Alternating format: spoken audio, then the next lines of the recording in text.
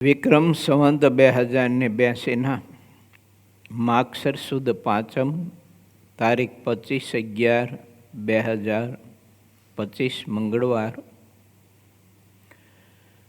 વાલા ભક્તો,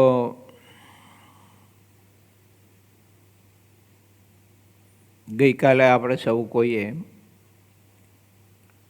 24મા પૂરના છઠ્ઠા તરંગની કથામાં લોયાના છઠ્ઠા વચનાવત આધારિત સદવિચારો પ્રાપ્ત કરવા માટેનો પ્રયત્ન કર્યો હતો અને પછી આપણે સૌ કોઈએ છઠ્ઠા વચનાવતમાં પ્રવેશ કરી અને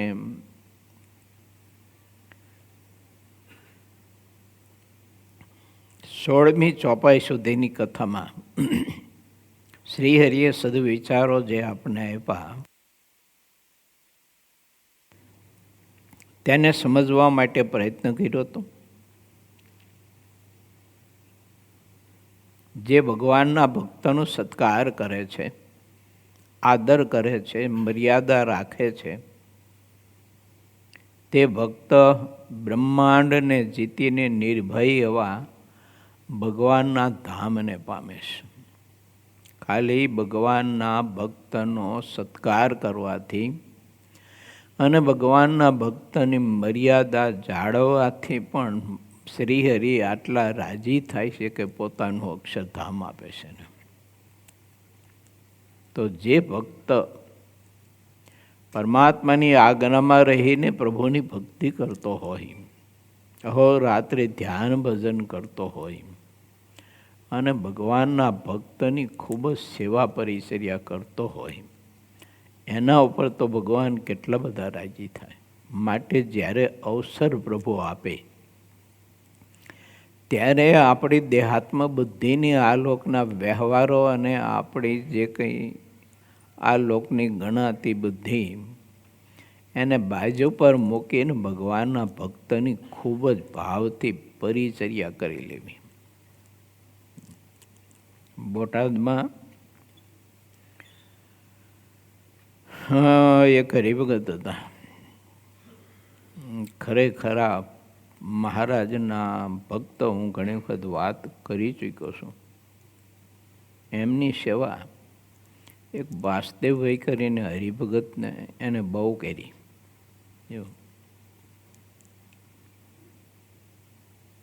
પછી સુખપુરમાં એક હરિભગત હતા કચ્છી. એને કોઈ આગળ પાછા આધાર હશે નહીં હોય ખબર નહીં, પણ એની પણ સેવા ખૂબ જ કરી એમને.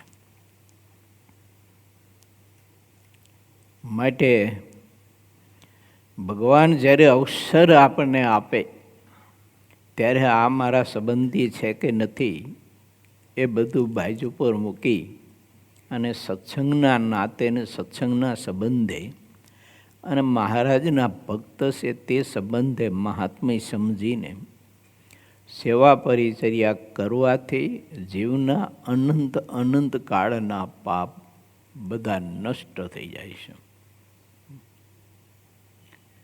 એ બોટાદની વાત મેં કરીને, નામ હતું વજુ દાદા. કરશન કાકાને બધા સારી રીતે ઓળખે, પરિચિત. બહુ ખરેખરા ભક્ત હતા, મહિમાવાળા. આવી રીતે ભગવાનના ભક્તની સેવા કરવાથી જીવનું કારણ શરીર શેકાય અને ચોખ્ખું થાય છે. મહારાજનો અને મોટા પુરુષોનો મત છે. આપણે બીજું ઘણું બધું સાધન કરીએ પણ ભગવાનના ભક્તનું મહાત્મ્ય સમજીને ભગવાનના ભક્તની સેવા પરિચર્યા આપણામાં દેહાત્મ બુદ્ધિ હોવાના કારણે અને માઇકને પ્રાકૃત ભાવ હોવાના કારણે કરી નથી શકતા. પણ ખૂબ જ મહિમા સમજી અને ભગવાનના ભક્તનું મહાત્મ્ય સમજીને કરવી જોઈએ. કારણ કે આ લોકમાં ભગવાનના જે એવા મુક્ત પુરુષો હોય ને એ જ અક્ષરધામના અધિકારી છે.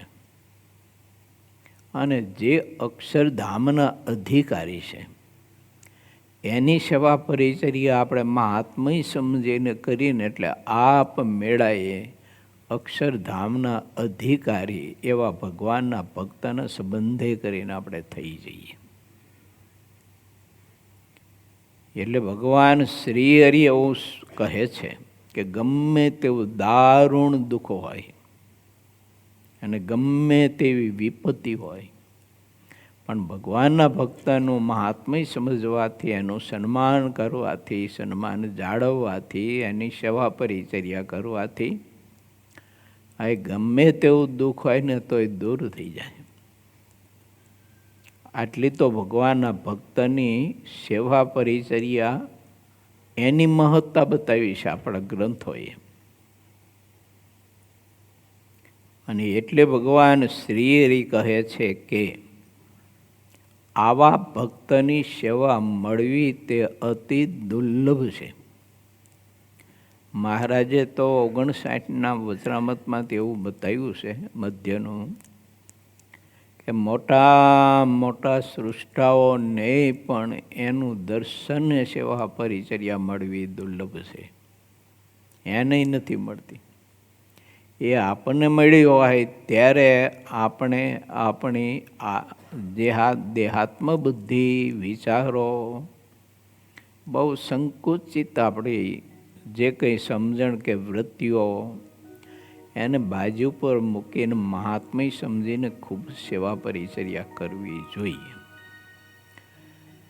આના સંદર્ભે ઉકા ખાચર, જીણાભાઈ, દાદા ખાચર, પર્વતભાઈ, સુરા ખાચર, બોટાદના ભગા દોશી, શિવલાલભાઈ, આ વગેરે વગેરેના ઘણા બધાના પ્રસંગો છે. મુક્તાનંદ સ્વામીના સાધુ હતા સ્વામી રામદાસજી, સુખાનંદજી, આ બધા ઘણા બધા મહાપુરુષોનો ઇતિહાસો છે. અને ભગવાન સ્વામિનારાયણના તો પારાવાર લોજના આશ્રમમાં વન વિચરણ વખતે બાલ સ્વરૂપે હતા અયોધ્યા છપૈયા, ત્યારે ધર્મદેવ ભક્તિ માતાની સેવા એ બાલ ઘનશ્યામ બહુ કરતા. ગાયોની સેવા પણ બાલ ઘનશ્યામ બહુ કરતા. આ કોઈ દિન દુખિયા હોય તો એની પણ ઘનશ્યામ બહુ સેવા કરતા. આ એવા ઘણા બધા ચરિત્રો ભૂમાનંદ સ્વામીએ પોતાની કલમે લખ્યા છે. માટે વિચારવું, મહારાજ તો રાજા ધીરજ થયા પછી સત્સંગમાં ધર્મ દોરા સ્વીકાર્યા પછી પણ જો અને સંત ભક્તોની સેવા પરિચર્યા મહારાજ કેટલી બધી કરતા. તો એ મહારાજે મોટા પુરુષે આપણને બતાવ્યું છે કે ભગવાનના ભક્તની સેવા તુલ્ય બીજી કોઈ તપસ્યા સાધના નથી. એવી મહાતપસ્યાઓ છે. ઘણા બધા મોટા પુરુષો ભગવાને ઘણી બધી શક્તિ આપી હોય પણ પોતાને મળ્યા સંત ભક્ત એની સેવા પરિચર્યા એને મહાત્મ્ય સમજીને ખૂબ જ કરી છે.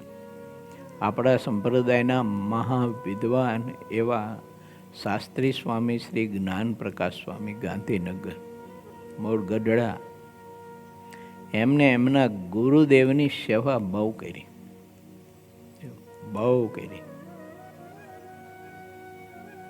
નહીતર વિદ્વત્તા પછી ગુરુ સેવા કરવી યારી અઘરી છે, કઠણ કામ છે.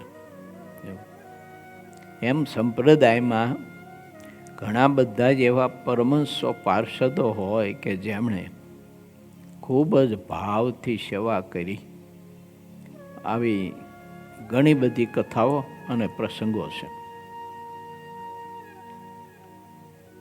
આપણે વિચારવું અને એવા ભાવથી સેવા પરિચર્યા ભગવાનના ભક્તની કરવી. શ્રીજી મહારાજ આપણે સહુ કોઈને ભગવાનના ભક્તનું મહાત્મ્ય સમજાવે છે. અને જે મુમુક્ષુ આત્મા હોય, જે ભક્ત હોય, જેને ભગવાનને પામી જવું હોય, એની વૃત્તિ હંમેશા આધ્યાત્મિકતા તરફ જ રહે, વ્યવહારિકતા તરફ રહે નહીં. તો એનો અર્થ એવો નથી કે એ વ્યવહાર કરે નહીં, એવું નથી. આ વ્યવહાર તો પ્રત્યેક બધી જ પ્રકારનો કરે અને બહુ સુગ્નતાપૂર્વક કરે છે, ખંતથી કરે, મમત્વથી કરે, પણ દ્રષ્ટિ એની આધ્યાત્મિકતા તરફ હોય. ભગવાનના ભક્તનું મહાત્મય સમજવું, એની મર્યાદાઓ રાખવી, સેવા પરિચર્યા કરવી, દેવની સેવા પરિચર્યા કરવી, દેવનું યજન પૂજન કરવું, આવનાર હરિભક્તોની સંભાવનાઓ કરવી, એમ આધ્યાત્મિકતા તરફ જ એની વૃત્તિ રહેતી હોય છે. ઘણા બધા એવા પરમહંસો ભક્તો હોય છે કે જે તે સ્થાનમાં આવનાર ભક્તો હોય ને, આ એની સંભાવના બહુ કરતા હોય છે, અનજડો ઉતારાઓ વગેરેથી.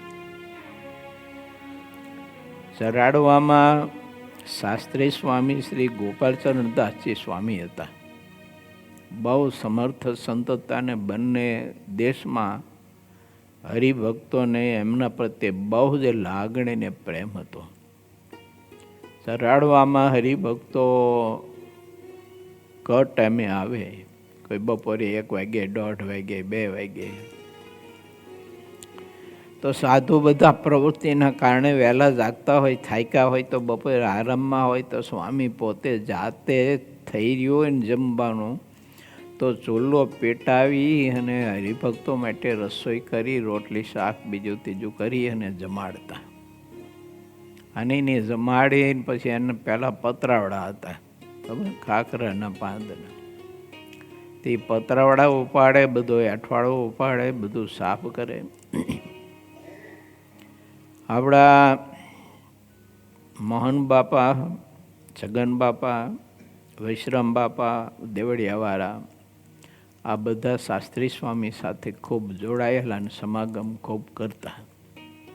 અને ચરાડવા ત્યાં રોકાઈ અને તમે બધા જેમાં એ રોકાઈને ભક્તિ સત્સંગ ધ્યાન કરો છો, સમાગમ કથા કીર્તન, એમ એ ઘણી વાર ચરાડવામાં રોકાઈને ખૂબ જ સેવા પરિચર્યા કરતા. એક સગન બાપા હતા જેતપુરમાં, આ બધા જ ભક્તો. પછી 2 મોહનભાઈ હતા, એક ચરાડવાના ને એક ખારવાના. ખારવાના મોહનભાઈ હતા ને એ માસ્તર હતા, પણ તોય ચરાડવાની સેવા બહુ જબરી કરતા. એ 51 સંભાળતા, 5 બુક ઉપર બેસતા, ટેબલ ઉપર ભાવથી સેવા કરતા.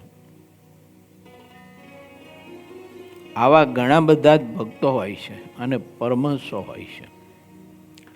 મોડી મંદિરમાં મહંત પદે હતા ને પ્રેમજીવન સ્વામી કૃષ્ણવલ્લભ સ્વામીના ગુરુદેવ.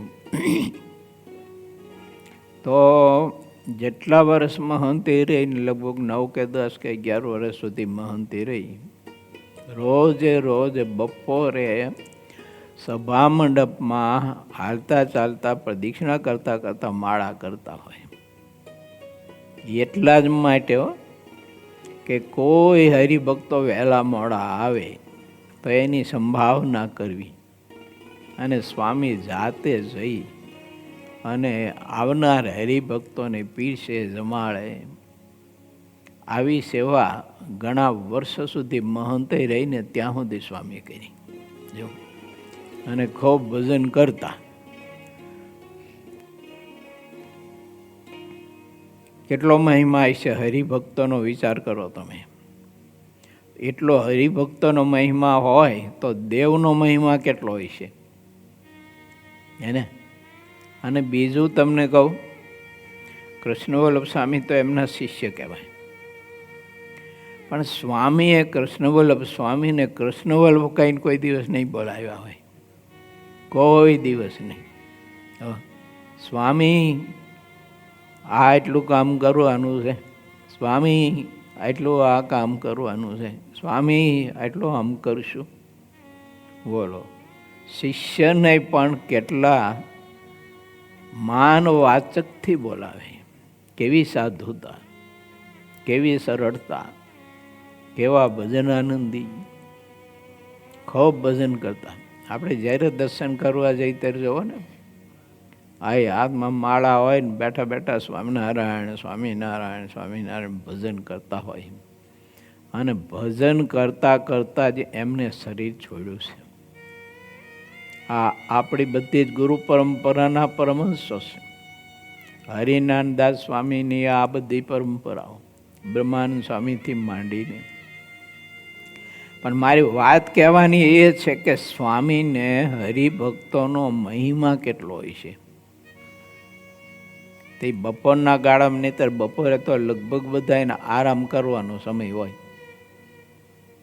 પણ એ બપોરે સભા મંડપમાં પ્રદક્ષિણા કરતાં કરતાં, માળા કરતા હોય, મંત્ર જપ કરતા હોય, અને કોઈ હરિભગત આવે એટલે તુરત જ પોતે એને સભા મંડપમાં ન બોલાવે, સ્વામી પોતે એની પાસે જાય. બોલો, હા, એ સભા મંડપના પગથિયા ઉતરી અને ઠેઠ ચોકમાં જાય. આવો આવો ભગત, આવો, હાલો પહેલાં જમી લો, પછી ઉતારાનું.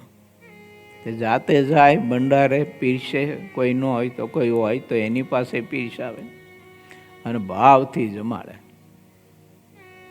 આવા મોટા પુરુષો બધા જ આપણને ભગવાનના ભક્તનું મહાત્મ્ય ખૂબ સમજાવે છે.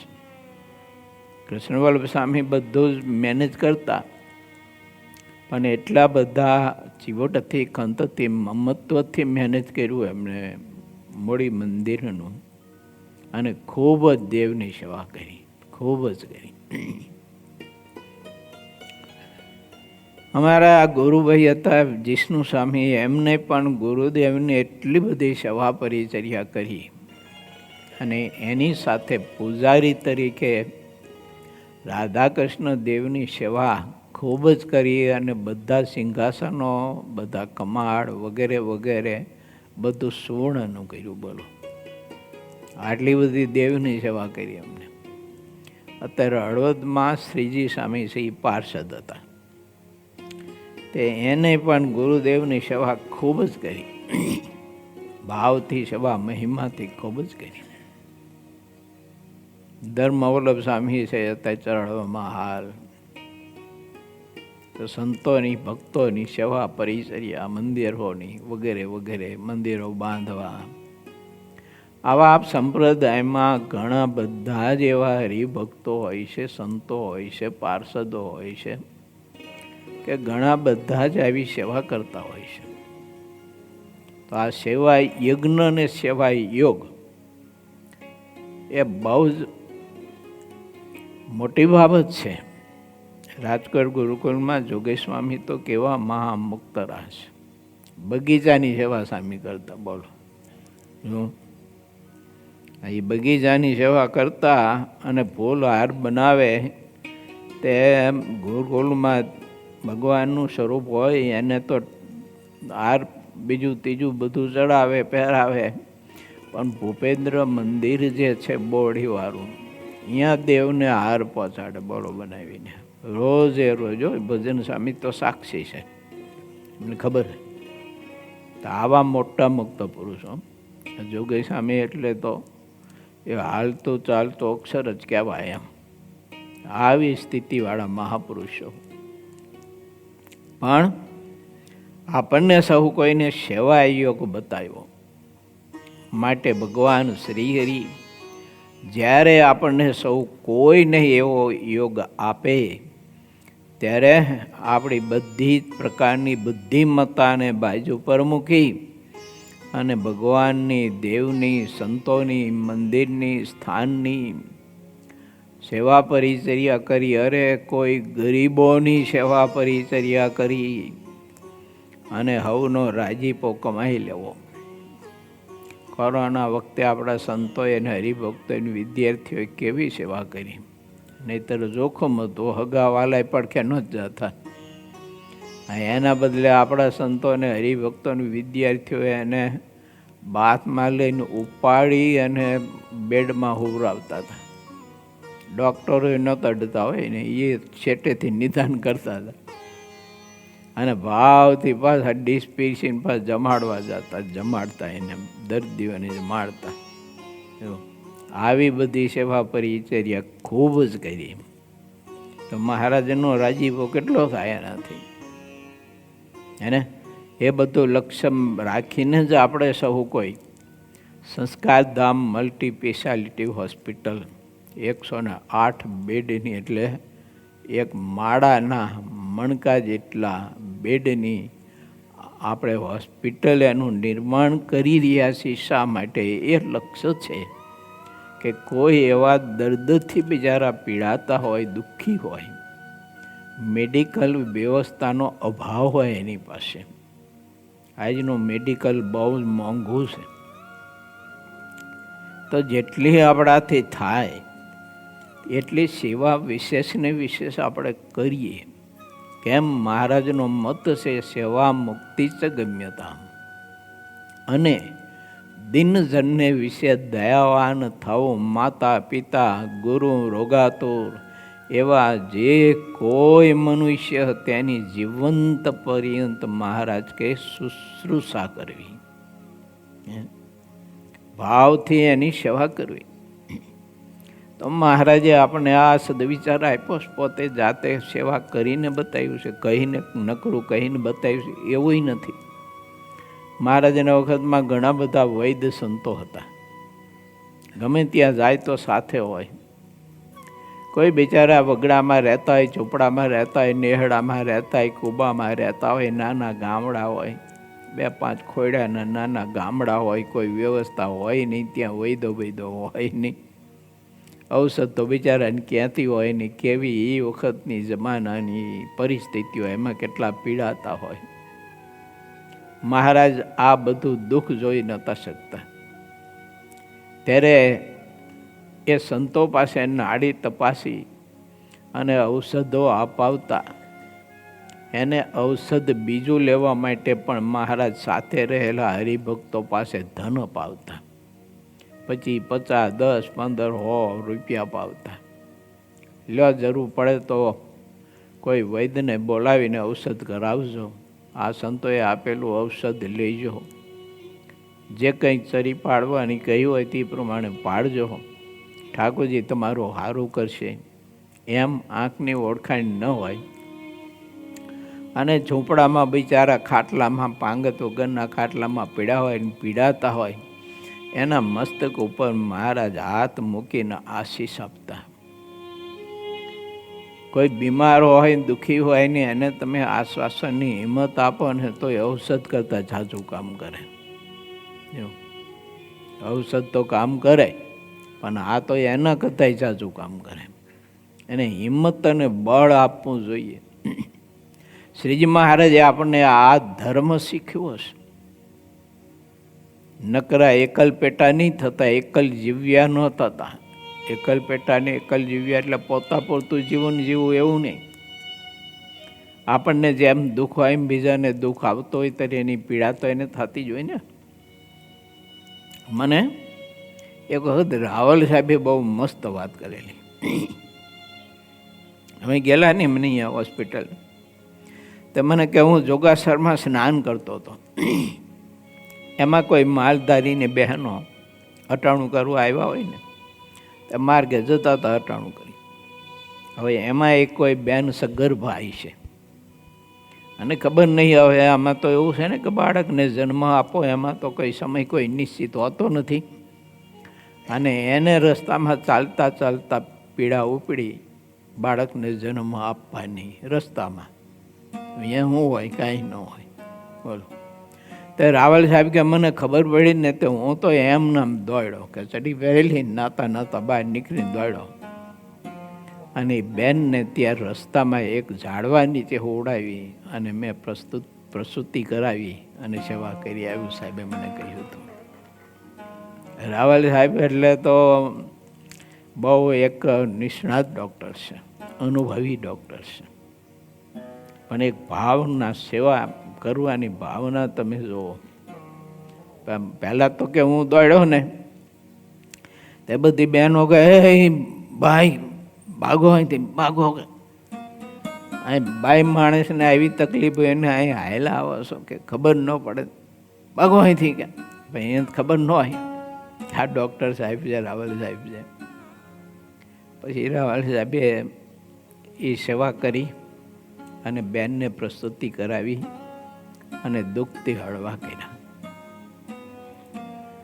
આવા ઘણા બધા પુરુષો હોય છે કે આવી બધી પરિસ્થિતિઓમાં પણ દર્દીની સેવા કરતા હોય છે.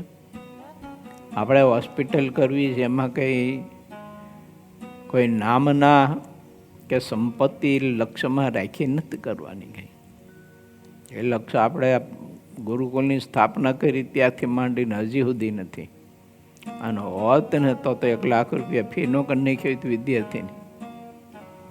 લાખ રૂપિયા ફી આપણે કરીએ ને તોય અહીંયા તો પડાપડી થવાની. જો ઓછી ફી છે ને પડાપડી થાય એવું નહીં માનવાનું. પણ આપણું લક્ષ્ય છે કે જેટલી થાય એટલી મધ્યમ ગરીબ વર્ગની વિધવા બહેનોની સેવા કરીએ.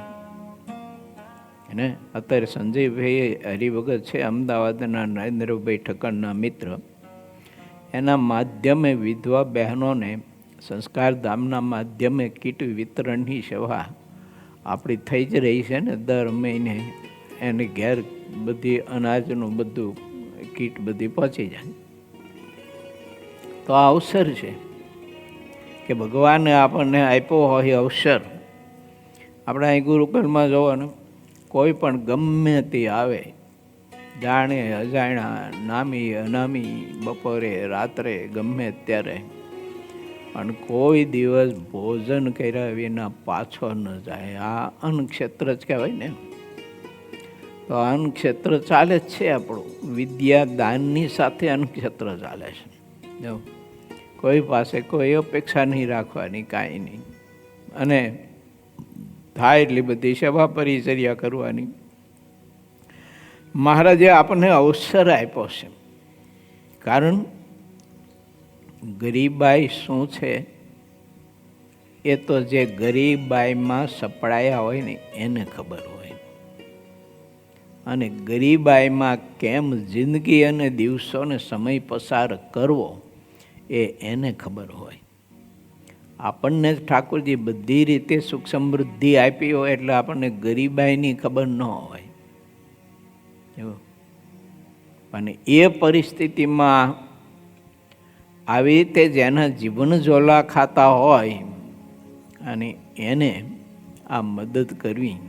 હું નાનો હતો ને ત્યારે બધી પરિસ્થિતિ બધી એવી ને તે અમુક સુખી કુટુંબ પરિવારના છોકરાઓ હોય ને, એ વખતે તો ઠંડી બહુ પડતી આપણે અહીંયા. તો એને પછી એના મા બાપ સ્વેટર લઈ દે. અને એ છોકરાઓ સ્વેટર ને મફલક ને ટોપીઓ ગરમ ને મોજા ને બધું પહેરીને ફરતા હોય. અને એ વખતે મને એવું થતું કે હારું આવું તે આપણને ક્યારે પહેરવા મળશે, આવું તે આપણને ક્યારે પહેરવા મળશે. ફાટેલ તૂટેલ બુશર્ટ પહેર્યો હોય, પેન્ટ પહેર્યું હોય, પાસે તો બધું આનું માદર પાટના, એ ફાટલા ટૂટલા બધા થીગડા મારેલા, ઠંડી એટલી બધી વાતી હોય, શરીરને ઢાંકવા માટે બીજું કાંઈ મળતું ના હોય. અને ઓલા બધાને જોઈને તો મનમાં એમ થતું કે આવો આપણને કેદી મળશે એમ. ગરીબાઈમાં પરિસ્થિતિમાં પસાર થયા હોય એને એ વેદનાની ખબર હોય. જો અને એટલા વાસ્તે જ આ હોસ્પિટલનું આયોજન કર્યું છે. આ નકરું કોરોનાની દ્રષ્ટિ રાખીને કર્યું છે એવું ન સમજતા હો. હા, મેં મારી પરિસ્થિતિઓને નજરમાં રાખીને પણ વિચાર કર્યો છે. એ બીમાર અવસ્થામાં બહુ પીડા ભોગવેલી છે. કોઈ સગવડતા વ્યવસ્થા ન મળે. મને ગોમડું થયું હતું ભાઈ ગે સમજા.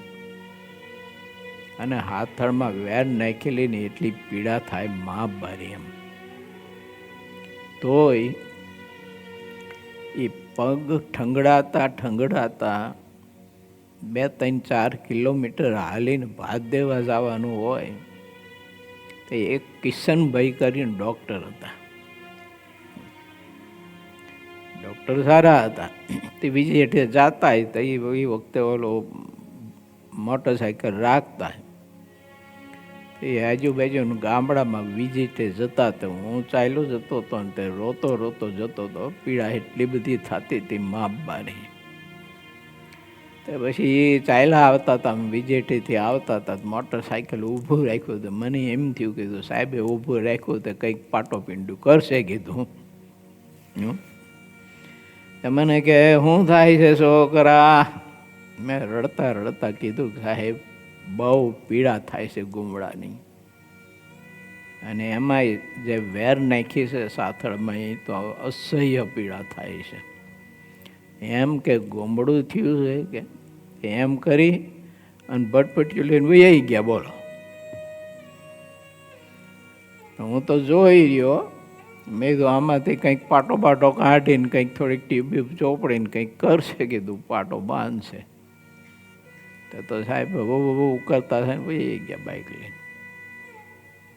આ બધી પરિસ્થિતિ ભોગવી લીધા ને એટલે સંકલ્પ થયો હતો કે ગરીબોની સેવા આપણે હોસ્પિટલના માધ્યમથી થાય એટલી કરવી છે.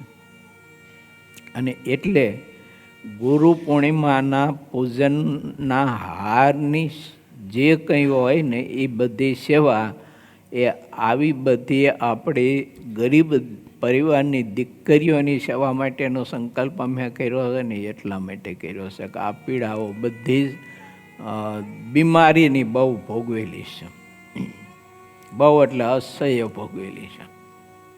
હું એક વખત તો મને છે ને પહેરનારો વીસી ચડી ગયેલો. ઓલા મગફળી વીણવા ગયા હોય ને તે બપોર રોટલો ખાઈને આડા પડ્યા તારો વીસી ગરી ગયો અંદર. તે કેટલા 8-10 ડંખ માર્યા મને વહામાં, આમ ખંચેતા તો. વીસીનું એક ડંખ હોય ને તો કેટલી પીડા માણસ મોઢામાં ફીણ આવી જાય. જો તોય એ પીડામાં હાલીને ગામમાં આવ્યો. બોલો.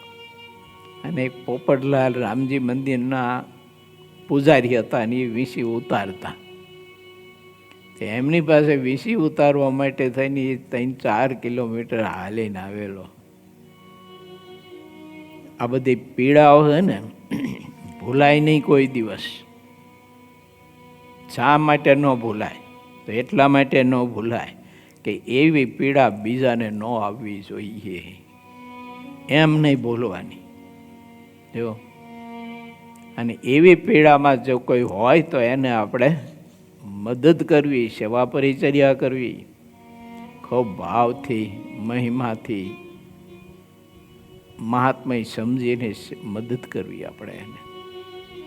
એ જી તારા આંગણિયા વાહ વાહ. એ પૂછીને જે કોઈ આવે રે, આવકારો મીઠો એને આપજે હો. પારા કાને રે સંકટ કોઈ સંભળાવે રે, વાહ વાહ. એ બને તો થોડું કાપજે હો. કાંઈક આપો. માનવીની પાસે કોઈ એ જ રે, એ માનવી ન આવે રે, એ જ તારા દિવાસાની પાસે દુખિયા આવે રે, આવકારો મીઠો એને આપજે હો.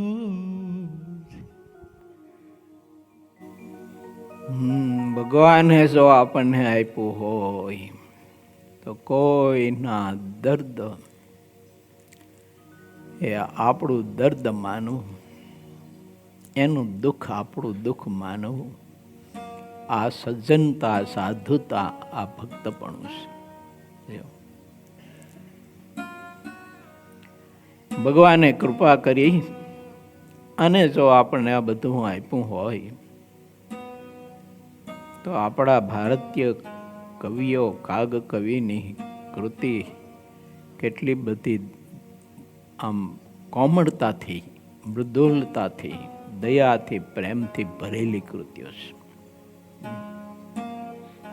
આપણા ઘરના આંગણે કોઈ આવે ને તો તિરસ્કાર તો ન જ કરવો, ન આપી શકી તો હાથ જોડવા. પણ જિંદગીમાં કોઈ દિવસ તિરસ્કાર કરી અને એનું અપમાન તો કરવું જ નહીં. કેમ કે એ અપમાન એક દિવસે આપણને પણ ભિખારી બનાવશે. કેમ કરેલું કર્મ છે ને એ તો માણસને ભોગવવું પડે. આપણે કોઈનું અપમાન કર્યું, તિરસ્કાર કર્યો, આપણા ઘરના આંગણે આવ્યો, એની પરિસ્થિતિ છે બિચારાની. આપણે લીંબડીમાં ગાંડાભાઈ હરિભગત હતા, મોહન બાપાના ભાઈ. હું ઘણી વખત વાત કરું ને, એનો દીકરો અહીં ઘણી વખત આવતો. હા, હરિકૃષ્ણસ્વામી નામ તો ભૂલી ગયો, નથી આવડતું, પણ એની ખબર નહીં હવે પરિસ્થિતિ કાંઈક એવી હશે. તે અઠવાડિયે 15 દિવસે મહિને અહીંયા આવે. આપણે તો ગુરુકુળમાં એ વખતે પરિસ્થિતિ કંઈ એવી હતી નહીં આર્થિક, પણ તોય હું નીતિપ્રકાશ સ્વામીને કહેતો અને 1000-2000 રૂપિયા ઓફિસેથી આપી દો. આવીને રોતો બિચારો, કામ બાકડા ઉપર ઓફિસ સામે બાકડા ઉપર બેઠો બેઠો રોતો. હા, ઊંચા હરકા હતા પાત્ર, પરિસ્થિતિ એવી હતી એની. તો બિચારો રોતો, પછી એને મદદ કરાવતો. એ વખતે તો આપણે કંઈ હતું નહીં એવું, કાંઈ બધી તકલીફ બહુ હતી એમ. પછી એક જુનાગઢ બાજુથી આવતો, શું નામ, સોયણો પહેરીને આવતો જુનાગઢ બાજુથી, ખીમો ભગત. હા, એના છોકરાને ભણાવ્યા તો ખરું જ આપણે ગુરુકુલના ખર્ચે, પણ એ ખીમા ભગતને ઘણી બધી મદદ કરાવી. 25,000 ને 50,000 ને કાંઈક બોલા અનાવૃષ્ટિમાં આ તે ઘર પડી ગયા હોય. અને મારી વાત કહેવાની એ છે કે ભગવાને કૃપા કરી હોય તો આપણે કોઈને મદદ કરવી. કેવળ એકલ પેટા ન થવું અને કેવળ આપણા શરીરની જ પરિસ્થિતિને ન વિચારવી, બીજાની વિચારવી જોઈએ. કારણ કે પીડામાં જે સપડાયેલો હોય ને એને ખબર હોય કે પીડાની વેદના કેવી હોય છે.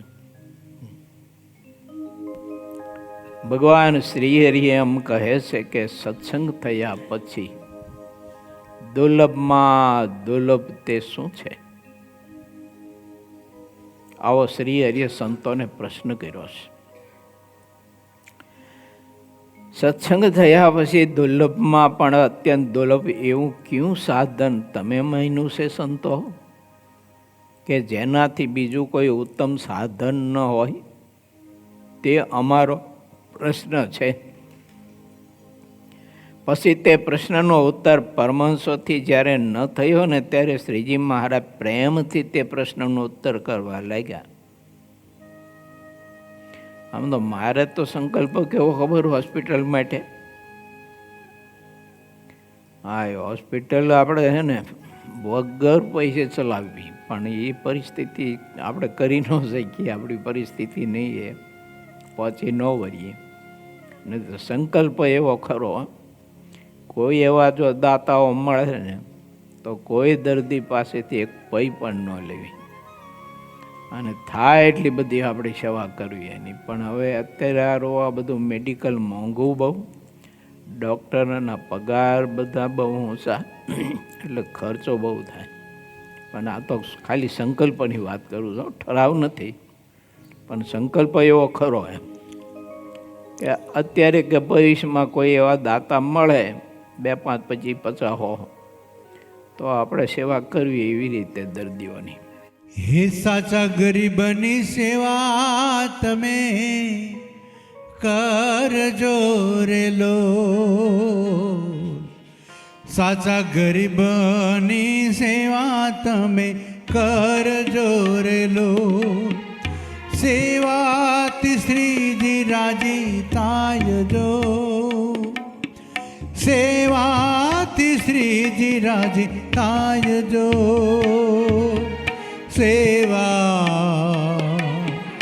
સેવા કરો ને તમે ભાવથી રેલો. વ્યસન ફેશન તમે છોડજો રેલો. વ્યસન ફેશન તમે છોડજો રેલો. પૈસા એથી વેડફાયજો. શરીર સંપત્તિ વેડફાયજો.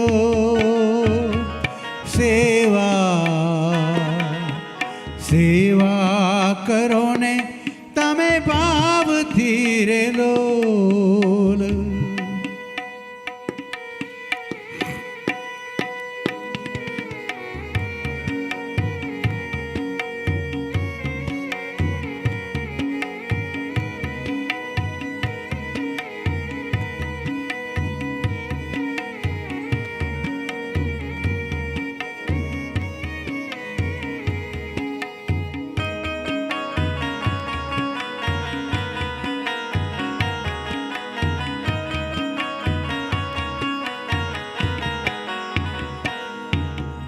દાન ભોગ સંપત્તિના દ્વાર છે રેલો.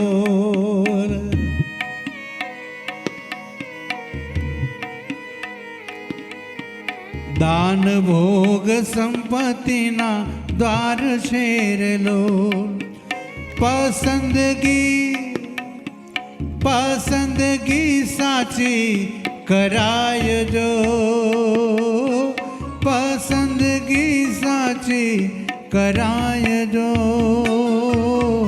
સેવા કરો ને તમે ભાવથી રેલો. તારા દિવસોને પાસે આવે દુખિયા રેલો.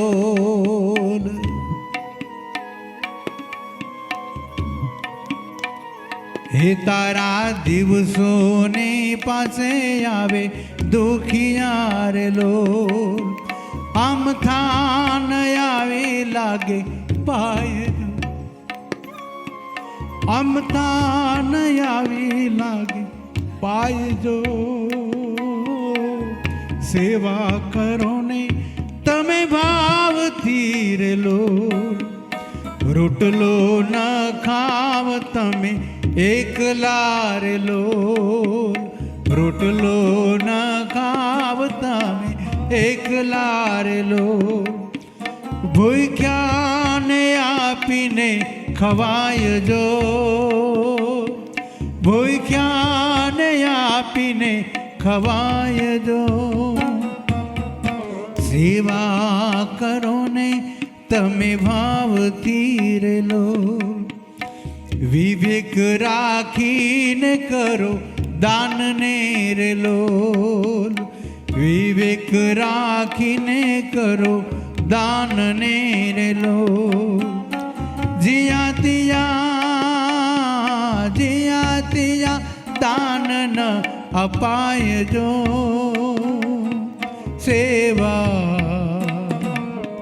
સેવા કરો ને તમે ભાવથી રેલો. વિનતી આ ભજન પ્રકાશની રેલો.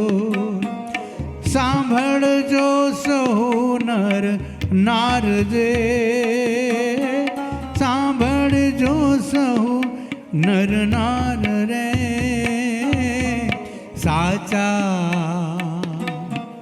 સાચા ગરીબની સેવા કરજો રેલો. એ સેવા કરજો રેલો. સેવા કરજો રેલો.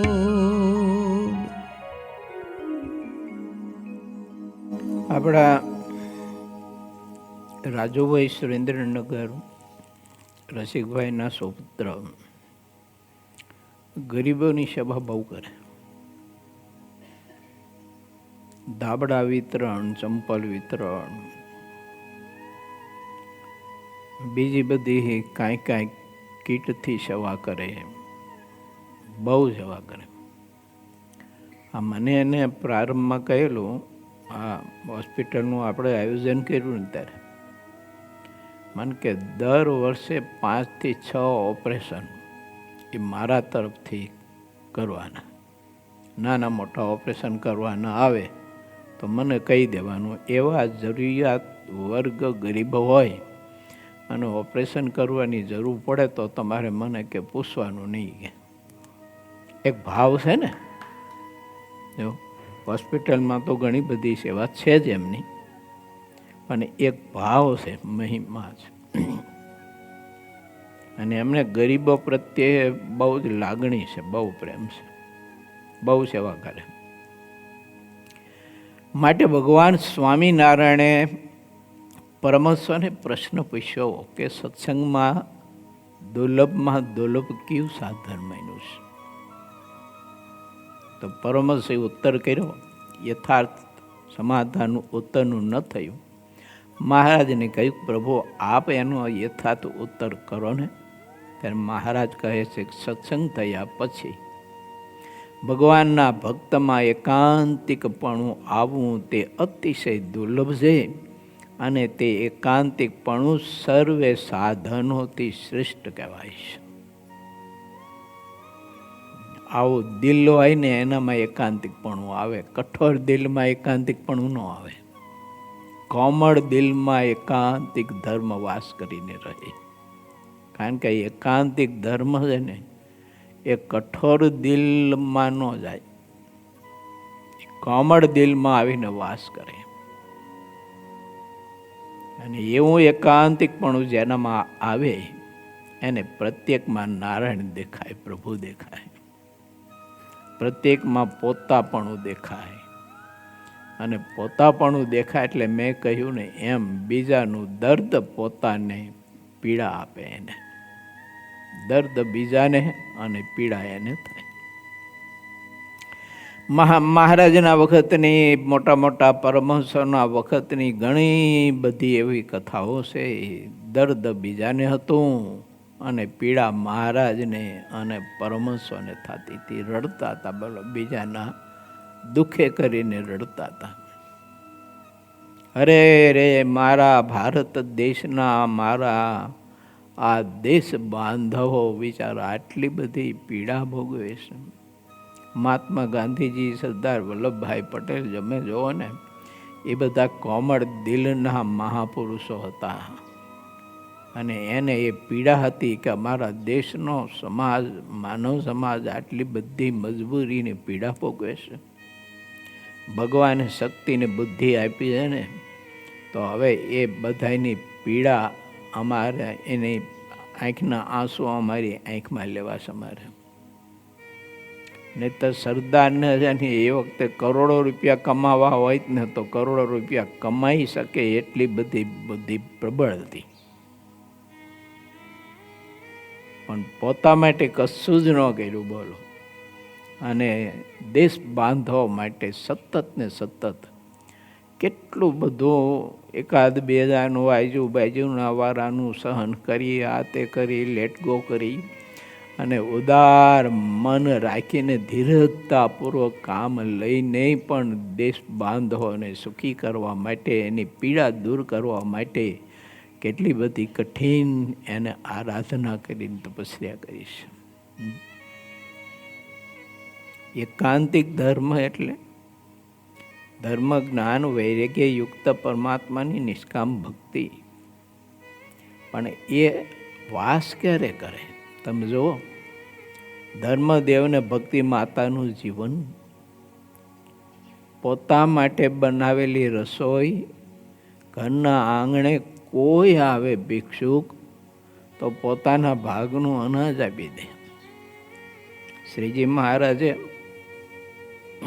રતિદેવ રાજાની કથા કરેલી છે. રતિદેવ રાજા દુષ્કાળ ઉપર દુષ્કાળ પડ્યા, કોઠારવાના થઈ રહ્યા. રાજાએ વિચાર કર્યું કે હવે આપણે આ રાજ્યમાં રહેવાનો અધિકાર નથી. કેમ કે આપણે પ્રજાનું પોષણ નથી કરી શકતા. રાજભવન મૂકીને પરિવાર નીકળી ગયો. 48 ઉપવાસ થયા, બોલો, 48 દિવસ સુધી અન્નજળ ન મળ્યું. 49મા દિવસે કોઈ અનાજ મળ્યું. જમવાની તૈયારી કરતા હતા અને કોઈ ગરીબ ભૂખો ભિક્ષાર્થી આવ્યો, પોતાના ભાગનું આપી દીધું. એ લઈને ગયો ત્યાં બીજા આવ્યા તે પોતાની પત્ની રાણી અને પુત્ર વધુના ભાગનું બધું આપી દીધું. 49મા દિવસે મળ્યું તોય બીજાને આપી દીધું, પણ પોતે પેટમાં ન નાખ્યું. એના ઇતિહાસો ગવાય મારા બાપ. જો કેવી કોમળતા હશે, કેવી મૃદુલતા હશે. ભગવાન સ્વામિનારાયણ કોઈ ગરીબને જોવે ને એટલે દાદા ખાતે ને તુરત જ મહારાજ આદેશ આપતા, દાદા મહારાજ આવ્યો, બોલો પ્રભુ, હાથ જોડીને ઊભા રહે. મહારાજ કહેજો આ બિચારા ગરીબો છે એને જમાડવાની વ્યવસ્થા કરો. તાબડતોબડ રસોઈ કરીને જમાડે. જેમાં પછી મહારાજ કે અત્યારે તો જમવાનું થઈ ગયું, પણ આવતીકાલનું આને શું માટે 100 રૂપિયા આપી દે. ભલે મહારાજ દોડતા જાય, પટારામાંથી 100 રૂપિયા કાઢીને ઓલા ગરીબોને આપી દે. આ કોઈ ગરીબની દીકરીઓના લગ્ન મહારાજે ઉકેલાવી દીધા. એ જમાનામાં પરિસ્થિતિ એવી હતી કે દીકરી ઉંમરલાયક થઈ હોય, લગ્ન કરી શકે એવી પરિસ્થિતિ હોય નહીં, સગવડતા હોય નહીં, તો ભગવાન સ્વામિનારાયણ પોતે સ્વયં તે દીકરીના ધામધૂમથી લગ્ન કરાવી અને કન્યાદાનમાં પોતાના ભક્તો પાસે એટલું બધું અપાવતા. ને અત્યારે હાલ વર્તમાન કાળમાં પણ આપણા સ્વામિનારાયણ સંપ્રદાયની ઘણી બધી સંસ્થાઓ સમૂહ લગ્નના આયોજનો કરે છે. એમાં કોઈ જાતિ જ્ઞાતિ બીજું કશું લાગવગ બીજું કાંઈ નહીં. ગરીબોને દીકરીઓને લગ્ન કરાવીને ખૂબ જ કન્યાદાન આપી સૌનો રાજીપો કમાઈ રહ્યા છે. ભગવાન સ્વામિનારાયણે જે આપણે આ વિચાર આપ્યો ને એ આપણા સંપ્રદાયમાં સત્સંગમાં સંતો હરિભક્તો હજુ પણ તે ધારી રહ્યા છે. અને મેડિકલ કેટલી બધી મદદ સમાજને થઈ રહી છે આપણા સ્વામિનારાયણ સંપ્રદાયના માધ્યમે. જુદી જુદી બધી સંસ્થાઓ, નાની મોટી બધી. માટે વાલા ભક્તો, આવું હૃદય જેનું કોમળ હોય એના હૃદયમાં એકાંતિક ધર્મ આવીને વાસ કરે છે. અને એકાંતિક જે ભક્ત થયો એને પછી બીજું કશું કંઈ કરવાનું કે પામવાનું રહેતું નથી. સતી દેહે ભગવાનને પામી ચૂક્યો છે. લો આપણે એક ચોપાઈની કથા કહીએ તો 17મી ચોપાઈ. 18મી ચોપાઈમાં આવતીકાલે પ્રવેશ કરશું. શ્રીપતિમ સિદ્ધરમ સર્વદેવીશ્વરમ ભક્તિધર્માતુજમ વાસુદેવમ હરે માધવમ કેશવમ શ્રીકામદામ કારણમ સ્વામિનારાયણમ નીલકંઠમ ભજે. સહજાનંદ સ્વામી મહારાજની